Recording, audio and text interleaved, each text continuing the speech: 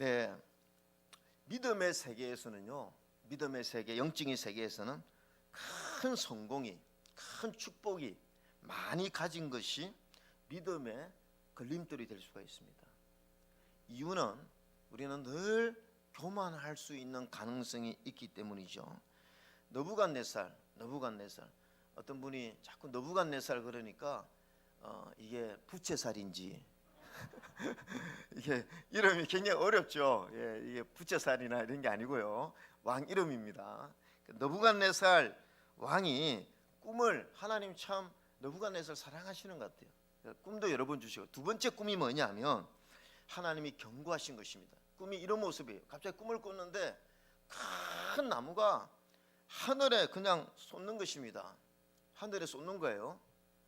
자, 그림 보여주세요. 네, 이런 엄청 큰 나무가 하늘에 쏟는데 거기에 막 새들도 깃들이고 이렇게 하는데 갑자기 하늘에 순찰자가 와서 찍어버리라. 그루트기만 놔두고 찍어버리라. 이런 꿈을 보여주었죠. 이게 뭡니까? 너부갓네살의 교만을 하나님이 지적하고 경고한 것이, 너 교만하다가 망한다. 너가 이렇게 하늘의 권세와 하늘의 능력을 가진 것 같지만 너 순간으로 망할 수 있다. 하나님 경고를 보내주었습니다. 그런데 이런 하나님의 경고에도 불구하고, 자, 오늘 본문의 29절에 12달이 지난 후에 내가 왕궁 지붕에서 거닐세. 그 다음 여러분 읽습니다. 30절입니다. 시작.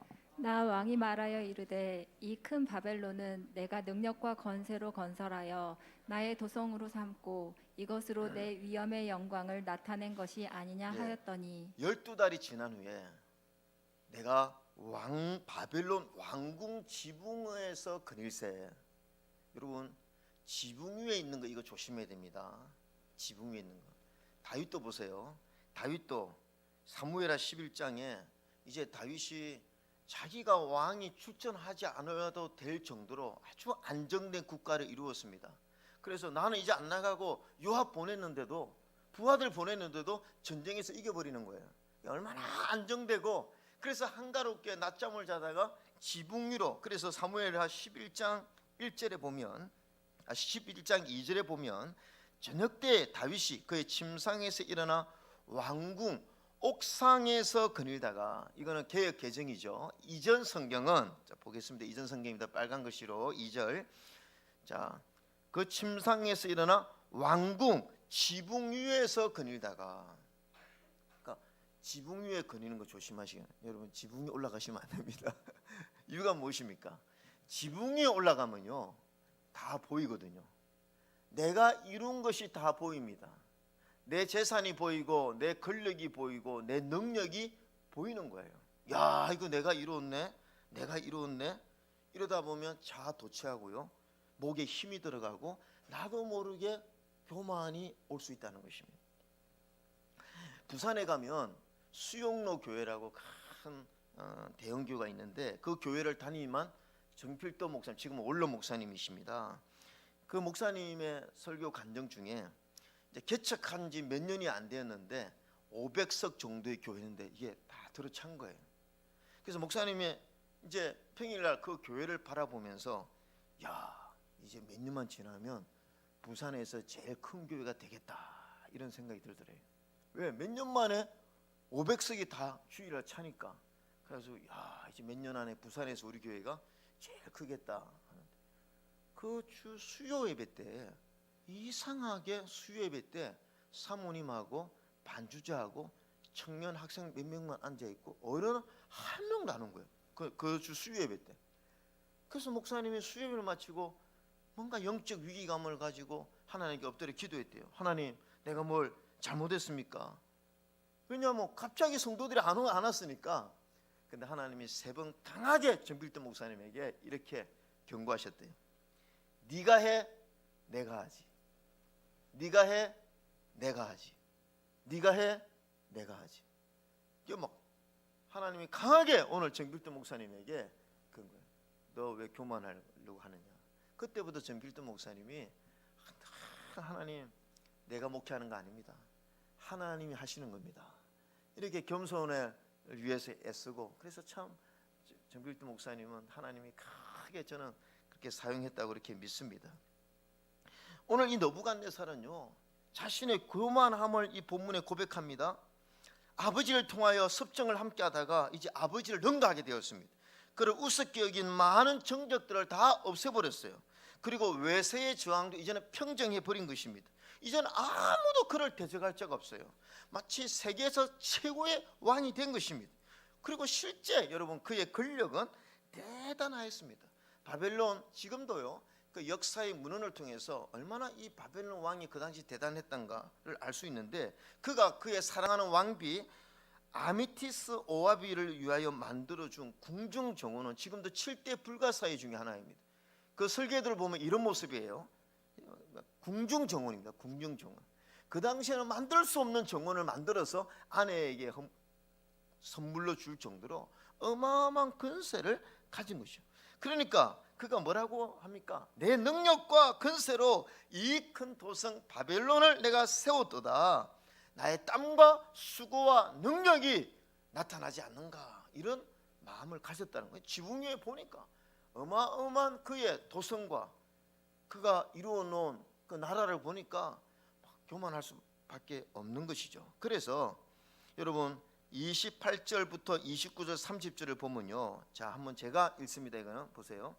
빨간 글씨만 읽겠습니다. 나 느부갓네살 왕에게 임하니라. 29절 내가 바벨론 왕국. 30절 나 왕이 말하 이르되 내가 능력과 나의 도성으로 내 위엄의 영광을. 여러분 이 한 세 구절에 지금요 느부갓네살이 나라고 하는 단어가 6번 나옵니다.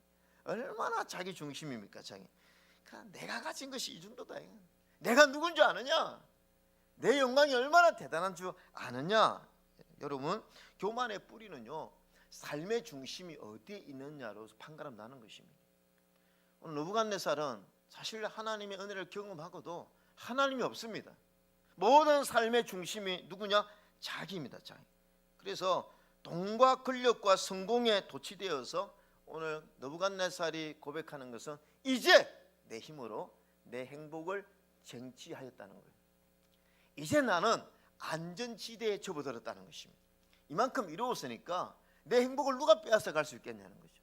내 능력을 누가 흔들 수 있겠냐는 거죠. 나는 이제 완벽한 안전지대에 들어있고 나는 이제 스스로 행복을 조율할 수 있다고 생각한 것입니다. 여러분 이게 사실은 교만이죠. 하나님이 없이도 나는 내 스스로 행복과 삶의 축복을 누릴 수 있다고 생각하는 것, 이것이 교만입니다. 세계 역사적으로 기독교 역사를 연구해 보면요, 선진국이 되면 교회는 많은 성도들이 교회를 떠난대요. 참 신기하게도 선진국 되면 하나님 축복을 해주시면 감사하고 더 하나님 앞에 나와야 되는데, 못 살 때는 다 하나님 앞에 기도하고 교회가 부흥되고 그러다가 하나님이 축복해 주셔서 잘 살게 되면 이상하게 교회는 그때부터 타락의 길로. 왜 그러느냐 연구해 보니까 이제는 하나님 없이도 살 수 있다 이거예요. 이전에는 하나님 없이는 못 살 것 같았는데 이제는 하나님이 없어도 살 수 있겠다라고 하는 착각입니다. 1933년 권력을 잡고 독일 바이마르 민주공화 체제를 무력화시킨 후에 총통이 된 히틀러, 제가 지난주도 히틀러에 대한 예화 들었죠. 그 전체주의를 아주 두려워한 독일 개신교 목사님들이 이 히틀러의 이런 정치에 대해서 아주 이렇게 경고를 했습니다. 그렇게 하시면 안 됩니다. 그렇게 뭔가 이렇게 좀 이런 식으로 하시면 안 된다고 했을 때, 그때 이 히틀러가 개신교 목사들에게 한 유명한 말이 있습니다. 하나님은 하늘이나 잘 다스리라고 하시오. 이 땅은 내가 책임지겠소. 그랬어요. 개신교 목사들한테. 하나님은 하늘이나 잘 다스리라고 하시오. 이 땅은 내가 책임지겠소. 그리고 러시아 가톨릭 수녀들을 무참하게 학살한 스탈린에게 교황청과 가톨릭 신부들이 그 비판을 했습니다. 그때 스탈린이 뭐라고 했냐면 교황과 신부들에게, 교황, 당신에게 탱크 몇 여단이나 있다고 그렇게 함부로 입을 놀리시오. 그랬어요. 그러니까 권력을 가지면 하나님 무시하는 거예요. 내가 다 알아서 할 수 있다. 이런 것이 되는 거죠. 권력을 잡고 성공을 가지면 이상하게 하나님을 우습게 여기는, 그게 이제 교만의 시초죠. 여러분, 오늘 느부갓네살은 하나님이라는 단어는 하나도 나오지 않습니다. 모든 세계관의 중심과 가치관의 중심이 본인이에요. 자, 이렇게 교만했을 때 하나님 어떻게 하십니까? 하나님이 31절 읽겠습니다. 시작. 이 말이 아직도 나 왕의 입에 있을 때 하늘에서 소리가 내려 이르되 느부갓네살 왕아 내게 말하노니 나라의 왕위가 내게서 떠났느니라. 자, 이 말이, 이 교만이 아직도 내 입에 있을 때 하나님 뭐라고 하시냐면 느부갓네살 왕아 내게 말하노니 나라의 왕위가 내게서 떠났다. 그러면서 32절 다시 읽습니다. 시작. 내가 사람에게서 쫓겨나서 들짐승과 함께 살면서 소처럼 풀을 먹을 것이요 이와 같이 7대를 지내서 지극히 높으신 이가 사람의 나라를 다스리시며 자기의 뜻대로 그것을 누구에게든지 주시는 줄을 알기까지 이르리라 하더라. 그러면서 33절 제가 읽습니다. 바로 그때 이 일이 나 느부갓네살에게 응함으로 내가 사람에게 쫓겨나서 소처럼 풀을 먹으며 몸이 하늘 이슬에 젖고 머리털이 독수리 털과 같이 자랐고 손톱은 새 발톱과 같이 되었더라. 이렇게 되어버린 거예요. 근데 신기한 것은요, 정신의학적으로 리켄트로피라고 하는 병이 있답니다. 이게 실제적으로 의학사전에 기록되었는데 이런 병이 온 사람은 잠시 병을 앓다가 회복이 되는 경우가 있는데, 이 병에 걸리면 자기 외모에 관심이 없어지고 손톱, 발톱, 머리카락이 길어져도 상관하지 않고 늘 짐승처럼 기어다니고 또 짐승이 좋아하는 음식들을 좋아하게 되는 병이 실제적으로 있대요. 실제적으로. 이게 어떤 병이냐면 리켄트로피라고 하는 병입니다. 아마 이 병에 걸렸던 것 같아요. 그래서 누가 이렇게 그런 장면을 이렇게 그린 사람이 있어서 보니까 이런 거죠. 그래서 왕이 머리가 길고 손톱이 길고 하나님이 징계를 하신 것입니다. 갑자기 왕이 이렇게 해서 7년 동안 하나님이 너 7년 동안 징계를 받아, 실제적으로 징계를 받은 것입니다. 여러분, 저는 느부갓네살은요 어떻게 보면 축복자예요. 왜냐하면 교만은요 완전히 멸망하기까지 깨닫기 어렵거든요. 근데 하나님이 이 느부갓네살을 사랑하셨던 것 같아요. 그러니까 또 한 번 기회를 주시기 위해서 하나님께서 7년 동안 이 징계를 한 것입니다. 그리고 실제적으로 징계를 당한 것이죠. 그리고 나서 그 징계를 받고 나서 34절에 자 뭐라고 합니까? 같이 읽읍시다. 시작. 그 기한이 참에 나 느부갓네살이 하늘을 우러러 보았더니 내 총명이 다시 내게로 돌아온지라.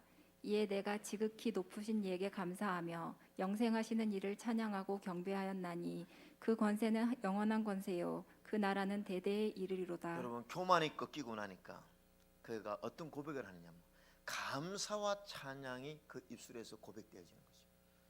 교만한 자들은요 감사가 없습니다. 하나님을 찬양하지 않습니다. 근데 겸손하고 나면 이제 하나님이 보이고, 그리고 나서 뭡니까? 감사의 고백이 나오고 찬양의 고백이 나오는 거죠. 오늘 이 느부갓네살은 건강만 회복된 것이 아니라 영적으로 치유가 된 것입니다. 교만의 병이 치유가 된 거예요.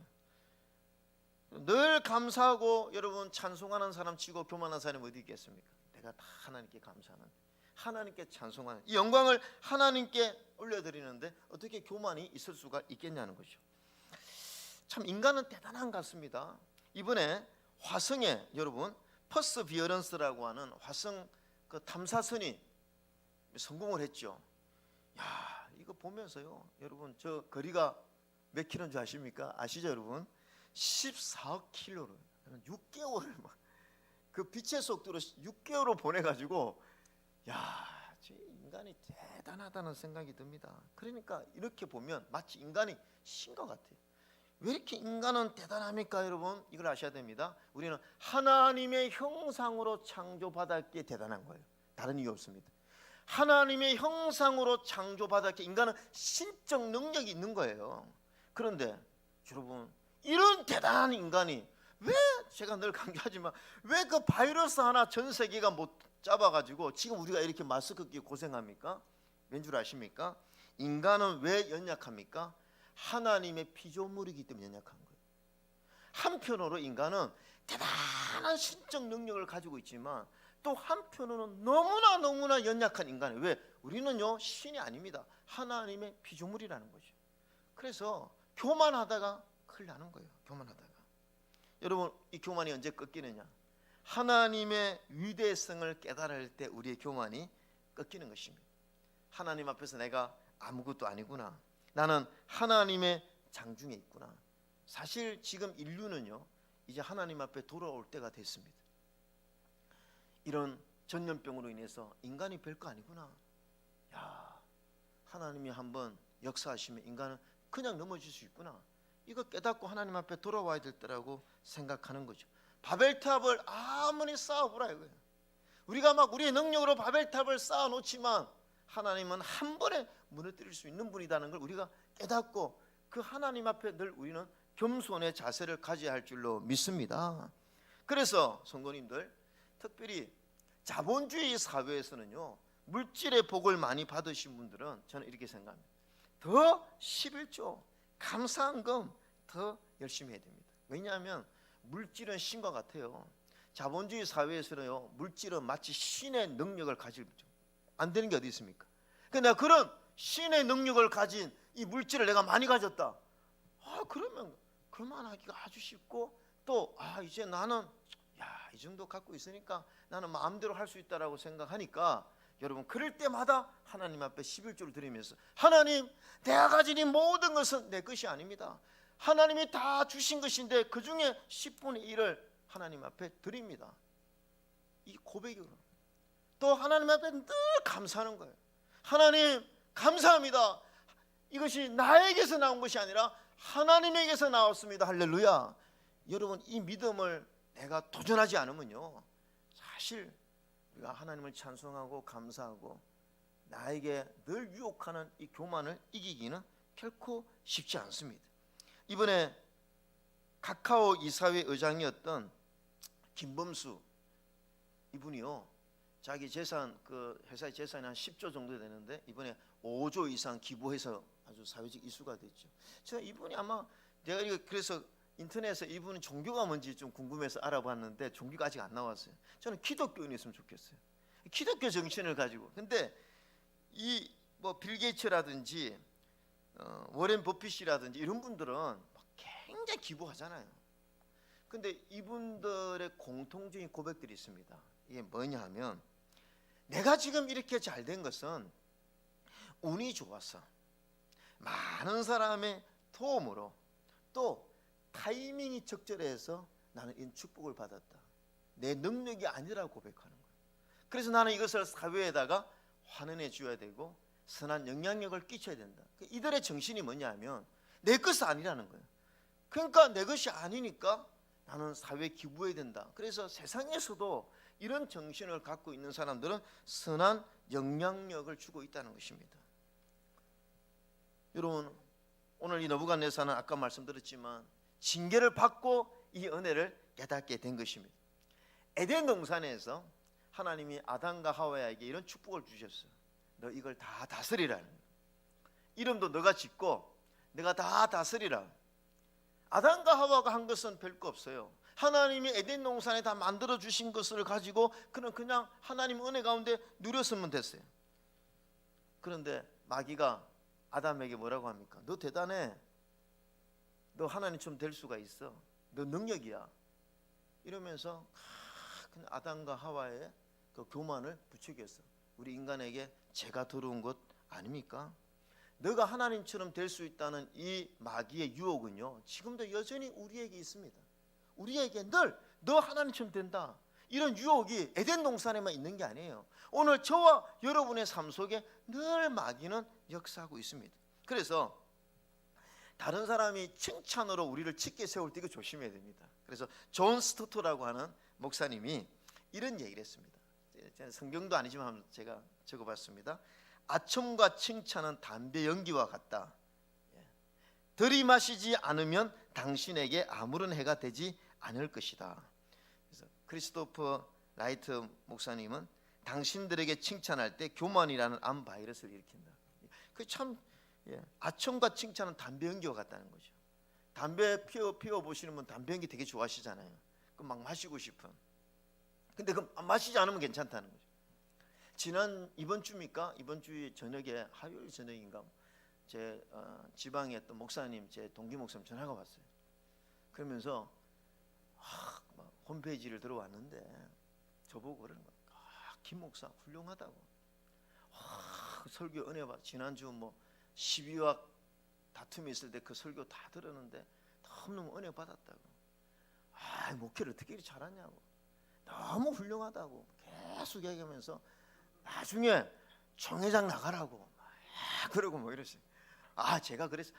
왜 그래? 왜 그래? 뭔 소리야? 나 부족해. 그렇게 해놓고 전화 딱 끊고 나니 어깨 힘이 싹 올라가는 거야. 어깨 힘이. 내가 대단한가? 내가 설교를 잘하는가? 자꾸 칭찬해 주니까. 근데 순간 정신을 차렸죠. 담배 연기 안 마셨습니다, 저는. 담배 연기 딱 안 마시면 되는 거야. 우리가 누가 이렇게 막 우리를 짙게 세울 때 순간적으로 내가 대단한가 이런 생각이 들잖아요. 그러니까 그럴 때는 담배 연기 마시지 말아야 돼. 아니야.